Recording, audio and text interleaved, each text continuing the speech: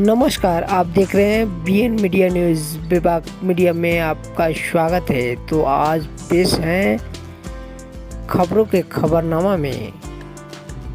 हाजीपुर वैशाली जिला में 23वां राज्य सम्मेलन बामसेप का हो रहा है। इस एपिसोड में आप देख रहे हैं, तो बने रहिए इस वीडियो में बीएन मीडिया के साथ। आप सबसे हमारी पहली गुजारिश है कि यदि आप हमारे चैनल पर नए हैं तो जल्द से जल्द इसे सब्सक्राइब करें, लाइक करें, कमेंट्स करें और इसे ज़्यादा से ज़्यादा शेयर करें, ताकि सबसे पहले और लेटेस्ट न्यूज़ आपके मोबाइल स्क्रीन पर सबसे तेज़ और सबसे पहले पहुंच सके। इस एपिसोड में आप देख रहे हैं कि यहाँ पर 23वां राज्य सम्मेलन हाजीपुर में बामसेप का हो रहा है, जो वैशाली ज़िला में पड़ता है। वैशाली ज़िला के नाम से आप ही जानते हैं होंगे कि वैशाली में भगवान महावीर का जन्म हुआ था और ये महावीर की जन्मस्थली है। और यहाँ पर जो है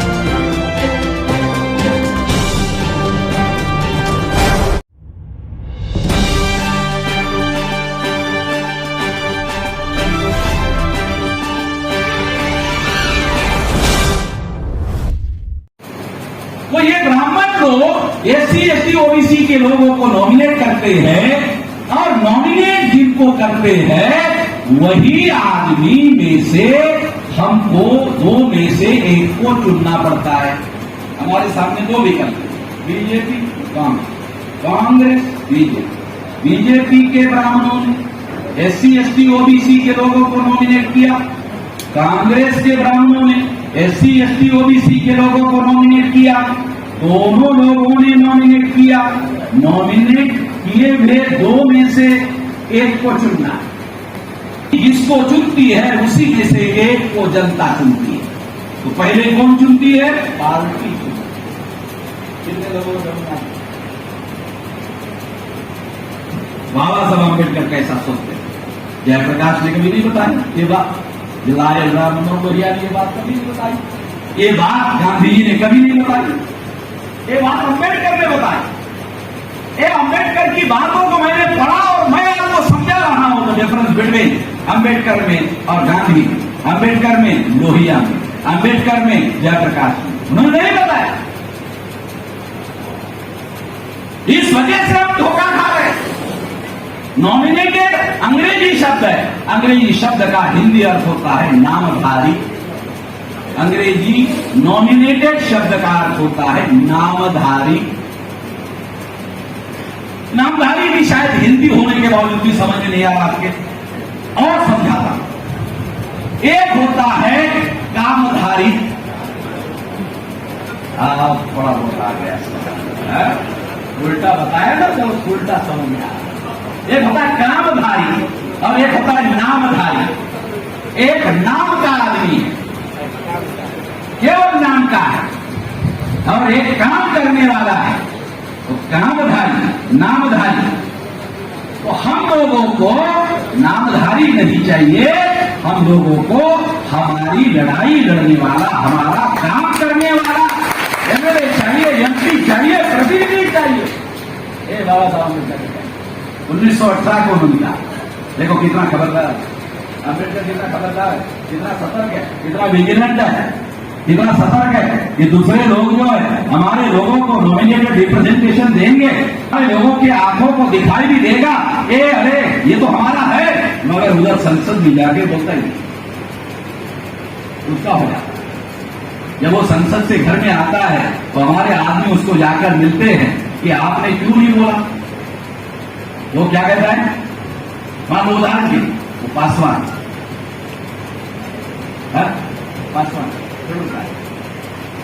शेड्यूल ट्राइब का उड़ाव मुंडा और ओबीसी का चौधरी, एग्जाम्पल के केवल चौधरी के लिए नहीं बोल रहा, एग्जाम्पल। तो वो जो SC ST OBC का आदमी जो है वो नॉमिनेट करते हैं और वो संसद में जाकर बोलते नहीं है, फिर घर में आता है और फिर हमारा आदमी उसके घर में जाता है।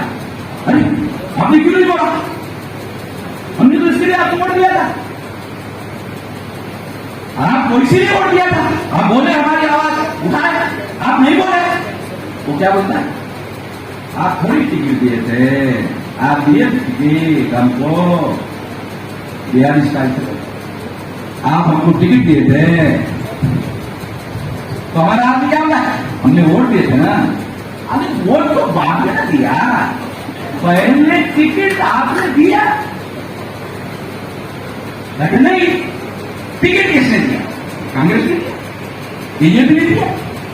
आप कांग्रेस और बीजेपी के विरोध में बोलने के लिए बोला, कैसा बोलेंगे, अगली बार टिकट मिलेगा क्या, तुम्हारी तरह बात करेंगे तो अगले बार टिकट मिलेगा नहीं मिलेगा, फिर क्यों करें।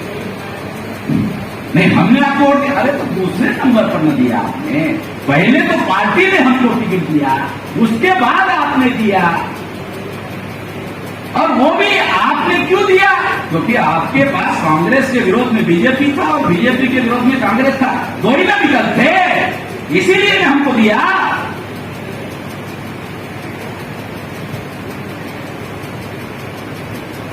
नॉमिनेटेड रिप्रेजेंटेशन हमारे लोगों को बाबा साहब अम्बेडकर कह रहे हैं, गांधी जी आजादी की लड़ाई लड़ रहे हैं 1920 के बाद, 20 तक तो बाल गंगाधर तिलक है, लोगों को नॉमिनेट करेंगे और जो नॉमिनेट होगा वो हमारी बात कहेगा। ऐसे हुआ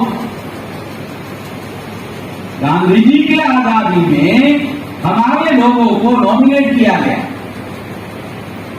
और नॉमिनेट किया हुआ कोई आदमी संसद में बोलता ही नहीं।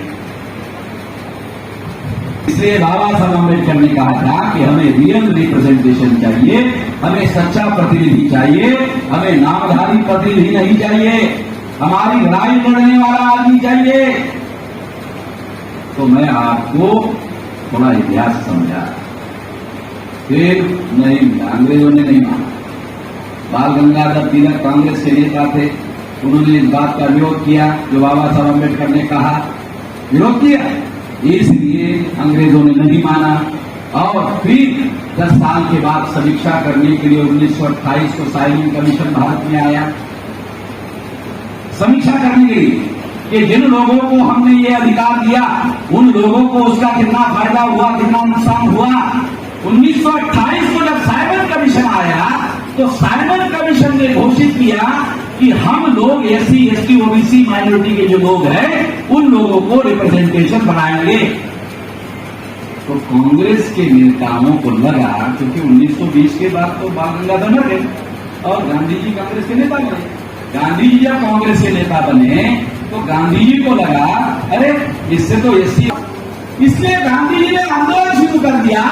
आंदोलन क्या था, साइमन चले जा, साइमन चले जा। साइमन क्यों चले जाओ, तो SC ST OBC माइनॉरिटी के लोगों को रिप्रेजेंटेशन बढ़ाने की बात कर रहा है। तो गांधी जी ने उसके ही विरोध में आंदोलन शुरू कर दिया। जो साइमन हमारे लोगों को रिप्रेजेंटेशन देने की बात कर रहा है उसके विरोध में गांधी जी ने आंदोलन शुरू कर दिया, साइमन चले जाओ। तो गांधी जी का आंदोलन हमारा आंदोलन कैसे था, ये हमारे आजादी का आंदोलन कैसे था, डॉक्यूमेंट्री बोल रहा हूं भाई। कांग्रेसी लोग भी मेरे से, उनको भी मालूम हो गया मेरी वजह से कि नहीं धोखा हुआ, मेरी वजह से उनको भी मालूम हो गया। तो वो लोग जो है मेरे से बहस नहीं करते, केवल इतना कहते हैं कि वामन निशान की बात सच हो सकती है, मगर वो बड़ा चढ़ाकर कहते हैं ये गलत बात। मैं क्या ढोल बजा के कहता, ढोल बजा, मैं तो जितना है उतना ही कह रहा।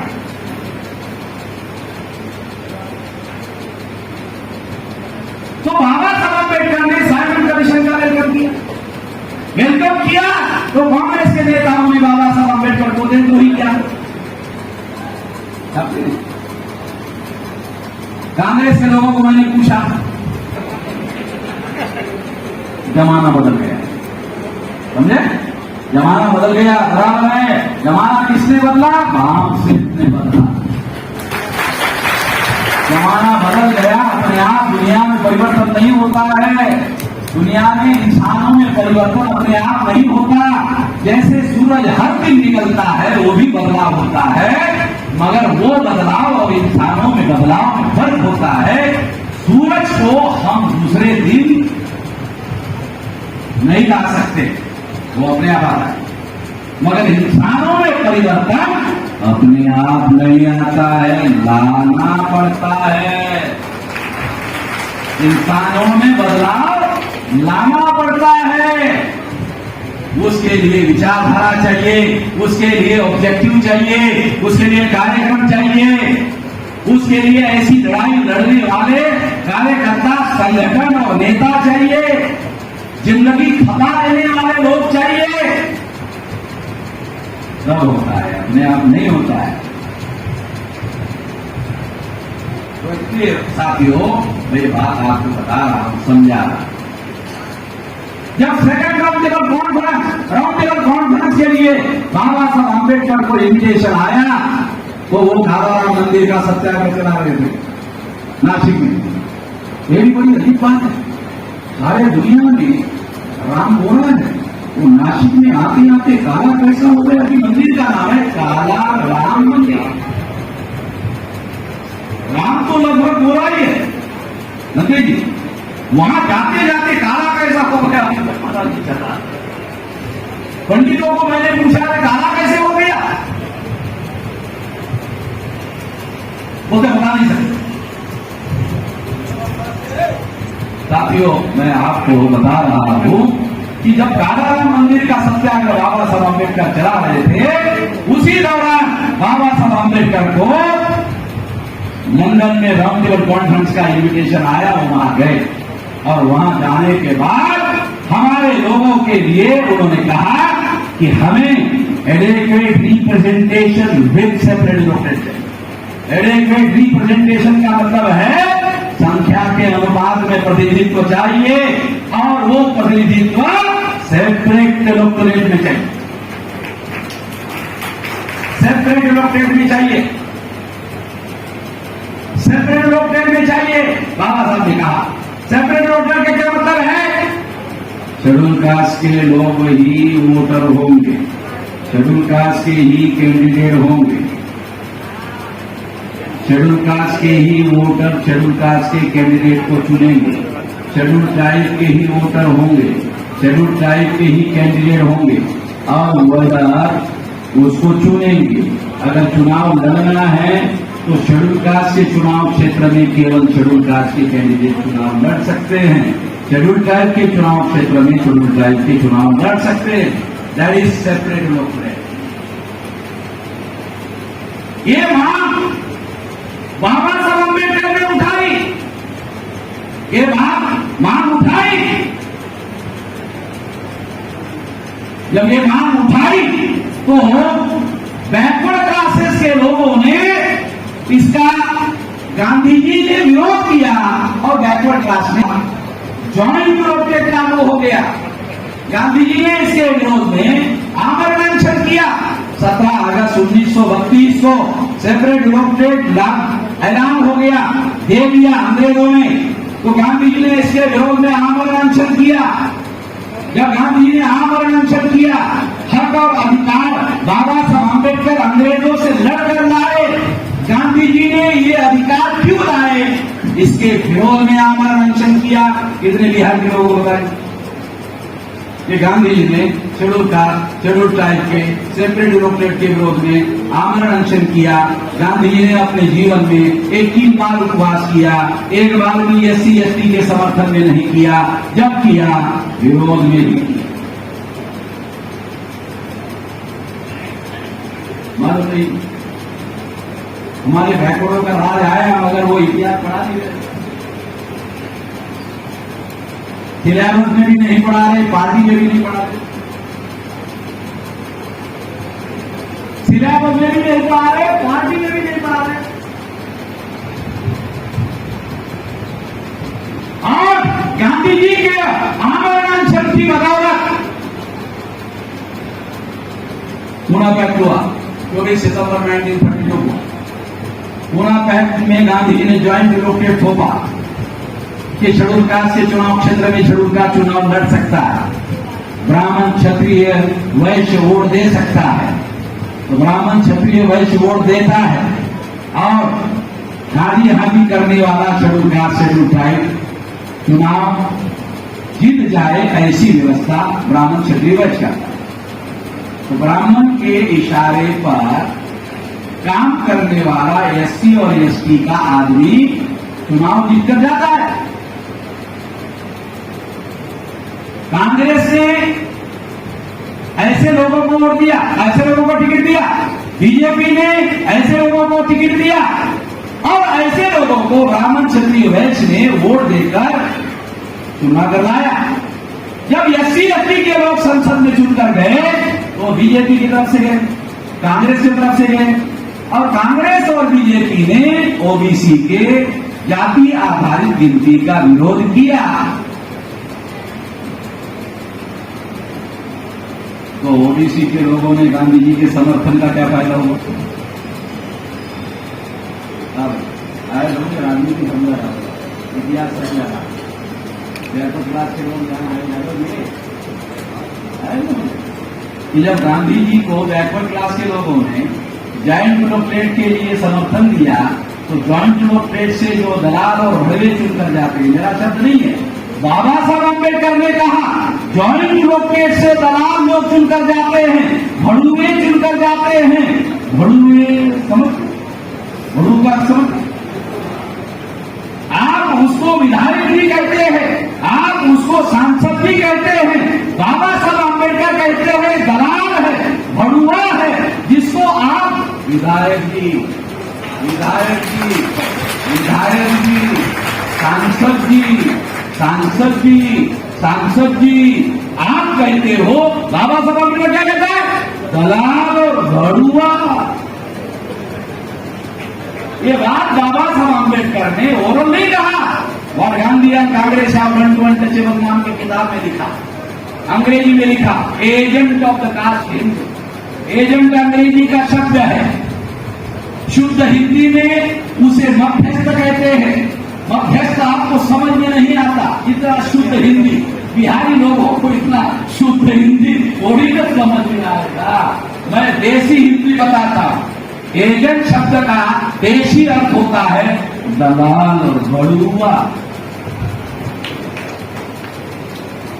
देसी ये कहते हो, बाबा साहब आम्बेडकर उसको दलाल और भड़ुआ कहते हैं। इससे दलाल और भड़ुए लोग चुनकर जाने लगे, कांग्रेस से बीजेपी के दलाल और भड़ुए चुनकर जाने लगे। ये दलाल और भड़ुए पिछड़े वर्ग की जाति आधारित गिनती का कांग्रेस के लोग विरोध करते हैं, बीजेपी के लोग विरोध करते हैं, तो क्या दलाल और भड़ुए SC ST के समर्थन करते हैं? समर्थन करते हैं। जाति आधारित गिनती होना चाहिए, OBC की जाति आधारित गिनती होना चाहिए। ये दलाल ऐसा कहता है? नहीं कहता है। दलाल और भड़ुआ ऐसे नहीं कहता है, मगर बैकवर्ड क्लास के लोगों ने गांधी जी को समर्थन देकर दलाल और भड़ुए पैदा करने का काम किया। भुगतना तो पड़ेगा, पिछड़े वर्ग को भुगतना तो पड़ेगा। पिछड़े वर्ग के लोग जो भुगत रहे हैं उसमें ये इतिहास समझा रहा हूं। कोई बताने वाला नहीं मेरे अलावा, किसी को पता है मेरे अलावा किसी को जानकारी। और कहता मैं बैकवर्ड हूं, न्याय बेचने वाला हूं, गरीब हूं, पिछड़ा हूं, नीच जाति का भी हूं, ऐसा भी एक बार कहा था। इस वजह से कांग्रेस के लोग यहां विरोध करते हैं। तो इस तरह से जो नरेंद्र मोदी है ये आता है nominated and those who nominated, ये नॉमिनेटेड है, आरएसएस का नॉमिनेटेड है। इसलिए आरएसएस ने नरेंद्र मोदी को कहा ओबीसी की जाति आधार गिनती नहीं करना, नहीं करा। शेरों की भी गिनती करना,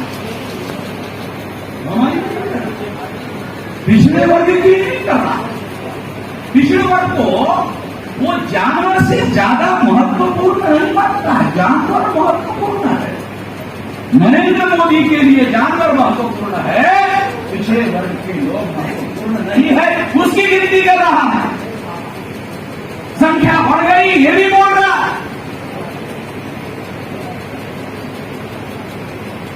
तो ये केवल अपने जाति का है, इसलिए उसके साथ जाने से काम नहीं चलेगा।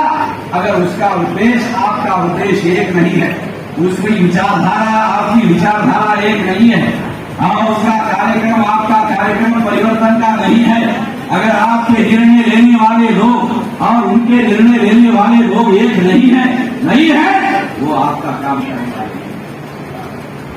ये सबक सीखना होगा, ये सबक सीख करके काम करना होगा, तब जाकर के आप अपना। बिहार तो भारत में परिवर्तन का नेतृत्व करने वाला राज्य है, हम उसका नेतृत्व क्यों नहीं कर रहा? बाहर के प्रदेश के लोगों को आकर इसका नेतृत्व क्यों करना पड़ रहा है? बिहार के लोगों को करना चाहिए था, नहीं किया। और 1937 के चुनाव में, सेकंड इंडिया एक्ट 1935 में ज्वाइंट प्रोक्लेट गांधी जी की वजह से जबरदस्ती से हमारे ऊपर थोपा गया, और ये थोपा गया जो ज्वाइंट प्रोक्लेट है, ये भारत के संविधान में 330 और 332 के आर्टिकल में आज भी है। और इसके तहत लोकसभा में शेड्यूल कास्ट शेड्यूल ट्राइब के विधायक और एमपी चुनकर जा रहे हैं। और इसीलिए बाबा साहब अम्बेडकर ने जब डॉक्टर राजेंद्र प्रसाद को संविधान सुपुर्द किया था और लिखित भाषण दिया था, उस भाषण में बाबा साहब अम्बेडकर ने कहा, मैं संविधान की सारी बातों से सहमत नहीं।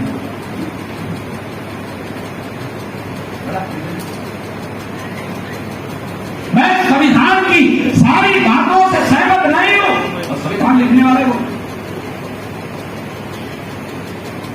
और जिन बातों से मैं सहमत नहीं हूं वो बातें कांग्रेस ने बहुमत से पास की, क्योंकि मैं लोकतांत्रिक व्यक्ति हूं, बहुमत का विरोध नहीं करता।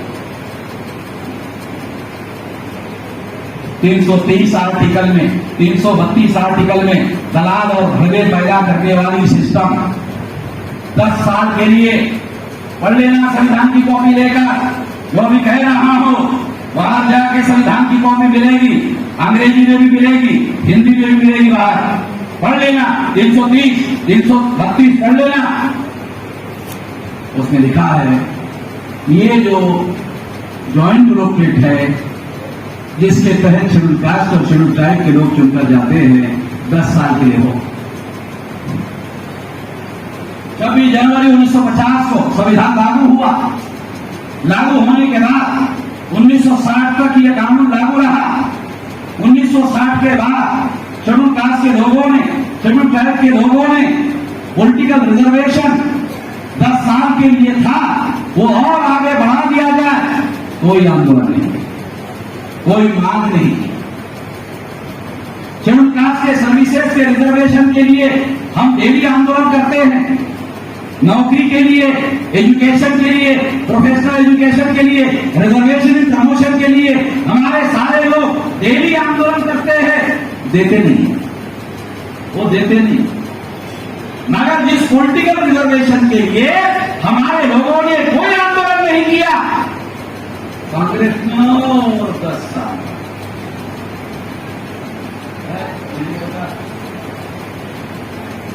किसी ने मांग नहीं किया, कोई आंदोलन नहीं किया, मगर कांग्रेस ने और 10 साल बढ़ा दिया। क्यों? कि उससे दलाल और भड़वे पैदा होते हैं और कांग्रेस की सेवा करने का काम करते हैं।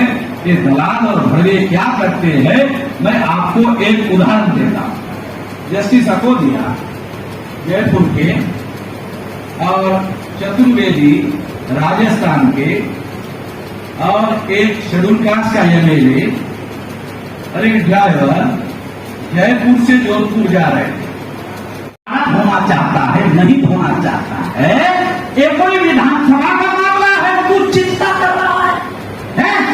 चुप, जैसा चुप चुप चुप, ये चुप हो गया। फिर आधा मिनट, 1 मिनट, फिर 1.5 मिनट हो गया। फिर ये मैंने कहा जैसा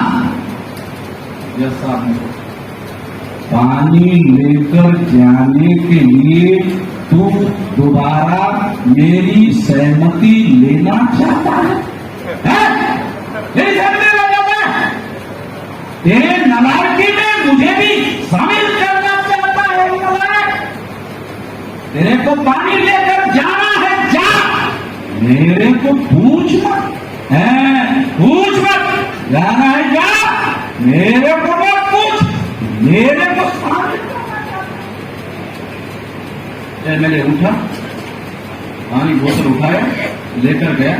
जब साहब यहां से भाषण कर रहे थे, मैं वहां अजमेर में, राजस्थान के अजमेर में भाषण कर रहे थे, मैं वहां बैठा।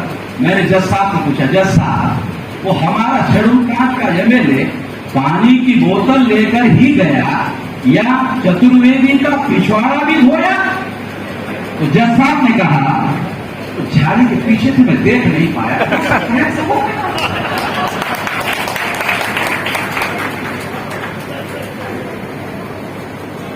शेड्यूल कास्ट के और शेड्यूल ट्राइब के जॉइंट डोक्ट्रिन में जो गांधी जी ने हमारे ऊपर थोपा, वो थोपड़ी ऐसे घटिया किस्म के लोग पैदा हो गए। हमारे लोगों ने ऐसी चाहत नहीं की थी। बाबा साहब अम्बेडकर ने भी ऐसे नहीं सोचा था। उन्होंने कहा था दलाल बनेंगे, भड़ूले बनेंगे, पिछवाड़ा धोने वाले बनेंगे, इतना नीच बन जाएंगे, तो वो भी नहीं सोच पाए। बाबा साहब दूर तक सोचते थे, मगर वो भी नहीं सोच पाए था इतना गिर जाए। उदाहरण के लिए बताया कि शेड्यूल कास्ट और शेड्यूल ट्राइब के एमएलए और एमपी एक जॉइंट डोक्ट्रेट से ऐसे पैदा हो रहे हैं। ये भारत के संविधान में 330 और 332 के आर्टिकल में अभी भी है। और इस वजह से बाबा साहब अम्बेडकर ने डॉक्टर राजेंद्र प्रसाद को संविधान सुपुर्द करते हुए कहा कि संविधान की बहुत सारी बातों से मैं सहमत नहीं। आया समझ? वामन के साथ समझ में आता है, इतना आसान नहीं है। इसकी वजह से गवर्नेंस ऑफ द कंट्री में बाबा साहब अम्बेडकर हमारे लोगों को शासक वर्ग बनाना चाहते थे। गांधी जी ने पिछवाड़ा धोने वाले बना दिया। ये सारी शैतानी गांधी जी की वजह से हुई। ये सारा घटिया किस्म का परिणाम, घटिया किस्म का रिजल्ट। गांधी जी ने जो जॉइंट डोक्ट्रेट लागू किया, पूरा पैक्ट 24 सितंबर 1932 को हमारे लोगों पर थोपा, जबरदस्ती से थोपा, इसकी वजह से। इसके लिए 100 आदमी, अगर कोई मुझे पूछे एक आदमी का नाम बताओ इसके लिए कौन जिम्मेदार है, मोहनदास करमचंद गांधी। कोई नाई का नाम भारत में ब्राह्मण, कांग्रेस का, बीजेपी का सार्वजनिक टीवी पर बहस करने के तैयार। कोई माई करा, कोई भी हो, उसके साथ टीवी पर सार्वजनिक बहस करने के तैयार हूं। सारे डॉक्यूमेंट्री भी रखूं। कोई नहीं आता, कोई बहस करने के लिए नहीं आता। कांग्रेस के लोग तो प्राइवेट में कहते हैं गलती तो हुई है, गलती तो हुई है। तो हमने कहा गलती हुई तो हर 10 साल बाद एक्सटेंशन करने का, दलाल और भड़ों को बढ़ाने का काम क्यों कर रहे हैं? 60 को 70 तक बढ़ाया, 70 को 80 तक बढ़ाया, 80 को 90 तक बढ़ाया, 90 को 2000 तक बढ़ाया, 2000 से फिर 2011 तक बढ़ाया, 2011 को फिर नरेंद्र मोदी ने 2021 तक बढ़ाया। बीजेपी और कांग्रेस, कांग्रेस और बीजेपी, कांग्रेस कहती हम बीजेपी के विरोध में हैं, बीजेपी कहती हम कांग्रेस के विरोध में हैं, मगर दोनों मिलकर हमारे विरोध में हैं।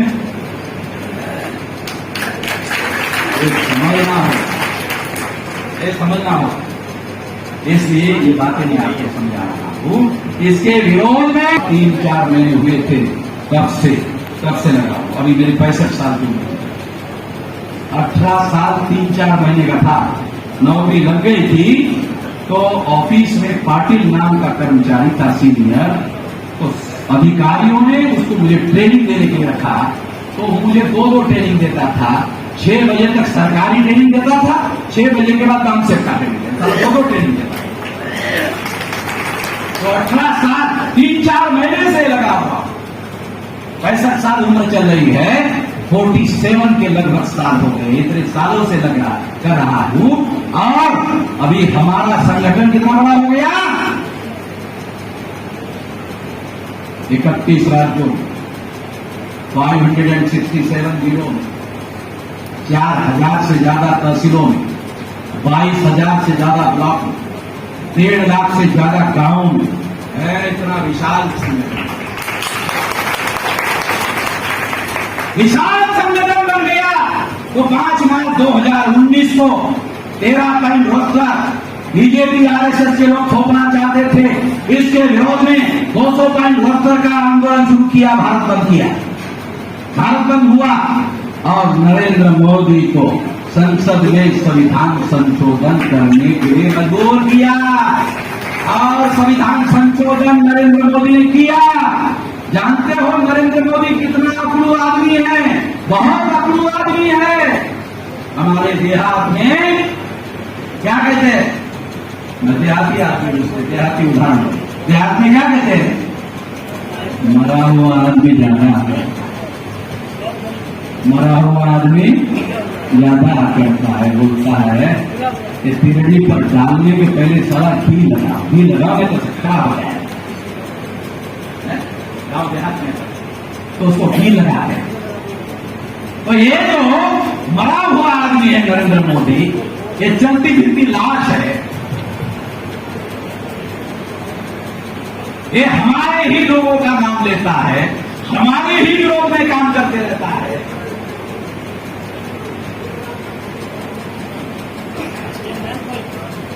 और नौटंकी भी बहुत करते रहता है। तो ब्राह्मण लोग उसको ऐसा लगा देते, ऐसा इतना ऐसा लगा कर टीवी पर आता है, दिखाता है, देखा मैं कितना धार्मिक। ये सारा कर्म कांड है, ये धार्मिक होने का सबूत नहीं, ये कर्म कांड है। ये ऐसा मरमट लगाता है और फिर ब्राह्मण लोग उसको पूजा में बिठाते हैं।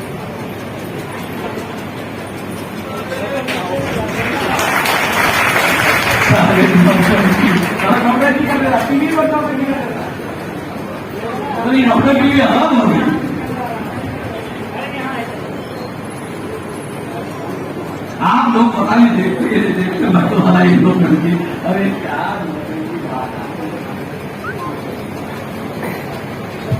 तो इस तरह से साथियों, ये जो हमारे लोगों के साथ जो हो रहा है, आजाद भारत में भी हो रहा है, ये नॉमिनेटेड रिप्रेजेंटेटिव की वजह से हो रहा है।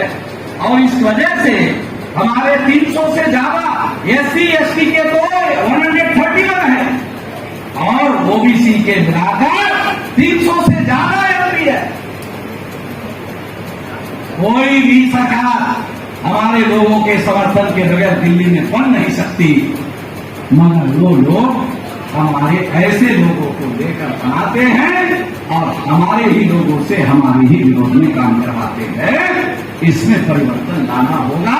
ये परिवर्तन लाने के लिए संगठित शक्ति चाहिए।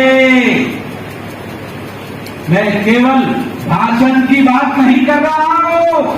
47 साल से कोई जिंदा आदमी मेरे अलावा भारत में आप लोग नहीं देख सकेंगे जो 500 जिलों में फिजिकली जाके मीटिंग कर चुका।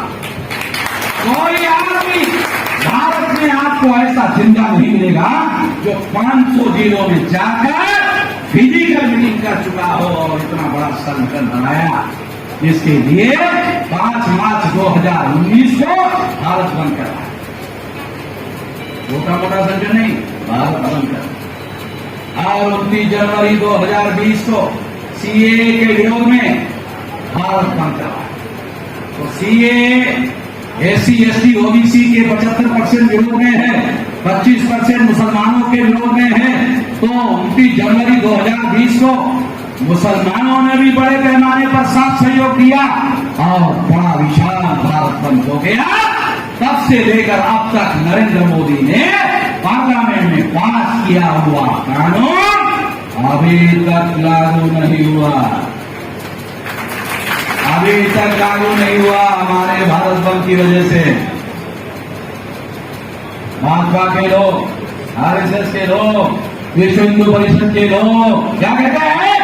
नरेंद्र मोदी बड़ा नेता, बहुत मजबूत नेता है, बड़ा नेता है, मजबूत नेता है, शक्तिशाली नेता है। सही, नरेंद्र मोदी मजबूत नेता है, शक्तिशाली नेता है, ताकतवर नेता है, मगर नरेंद्र मोदी का पार्लियामेंट में सीएए के संबंध में पास किया हुआ कानून रामन मेश्राम ने अभी तक लागू नहीं होने दिया। रामन मेश्राम कितना बड़ा नेता है? अगर नरेंद्र मोदी बड़ा नेता है और उसने कानून